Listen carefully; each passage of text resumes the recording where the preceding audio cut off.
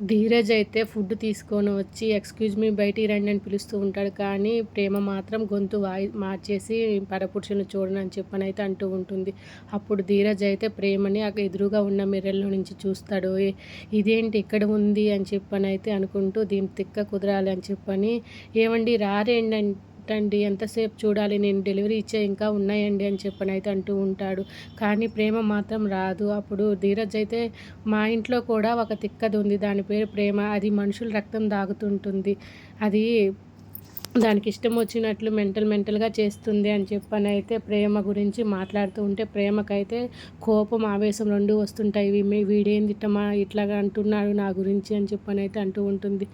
ఇక ప్రేమ అయితే ధీరజ్ అన్న మాటలకు కోపంతో బయటకు వచ్చి "ఒరి సచ్చినోడా ఏంది నువ్వు నన్ను ఇంత ఘనంగా తిడుతున్నావని" చెప్పనైతే అంటూ ఉంటుంది. నిన్ను బయటికి రానీయడం కోసమే ఒక బ్లేడ్ ఏసానని చెప్పనైతే ధీరజ్ అంటూ ఉంటాడు.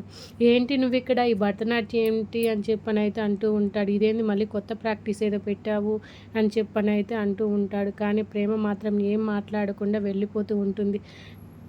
నేను నీకోసమే ఇదంతా చేస్తున్నానంటే నీకు చెప్పానుగా, నీకేమన్నా మైండ్ పని చేయట్లేదా? నేను కష్టపడతానన్నాను కదా! నువ్వు చక్కగా చదువుకోమని చెప్పాను కదా! నువ్వెందుకు ఇట్లా చేస్తున్నావు?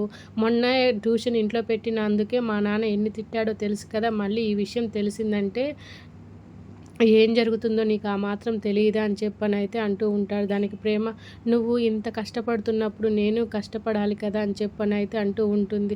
కానీ రేపు మీ నాన్న నన్ను తిట్టాడు అని చెప్పంటే మాత్రం నేను ఊరుకోను. ఏదో నీ ఇష్టం వచ్చినట్టు నువ్వు చేసుకో అని చెప్పనైతే ధీరజ్ అయితే ప్రేమ దగ్గర నుంచి వెళ్ళిపోతూ ఉంటాడు. నర్మద మాత్రం ఈ ప్రేమ నేను అనుకున్నాను ఏదో చేస్తుందని చెప్పని ఆవేశంలో ఖచ్చితంగా బయటకు వచ్చి వాడితో గొడవ పడుతుంది అనుకున్నాను. ఖచ్చితంగా అదే జరిగింది. ఇప్పుడు ఏం జరుగుతుందో ఏమో అని చెప్పనైతే ధీరజ్ అక్కడి నుంచి వెళ్ళిపోవడంతో ప్రేమ దగ్గరికి వచ్చి నువ్వెందుకు బయటకు వచ్చావు ప్రేమ ఇప్పుడు చూడు ధీరజ్‌కు తెలిసిపోయింది. ధీరజ్ ఎంత బాధపడుతున్నాడో చూడు అని చెప్పనైతే అంటూ ఉంటుంది. దానికి ఏం కాదులే అక్క నేను చెప్పాను కదా! మామయ్య గారు ఏమన్నా కూడా నేను చూసుకుంటానని నీ ఇష్టం వచ్చినట్టు చేసుకో అనైతే ఆయన వెళ్ళిపోయాడక్క అని చెప్పనైతే ప్రేమ నర్మదాతో అంటూ ఉంటుంది. ఇంకా ప్రేమ మాత్రం ఆలోచిస్తూ ఉంటుంది. ఈ విషయం మామయ్యకి తెలిస్తే మన పరిస్థితి ఎట్లా ఉంటుందో ఏమో అక్క అని చెప్పనైతే అనుకుంటూ ఉంటుంది.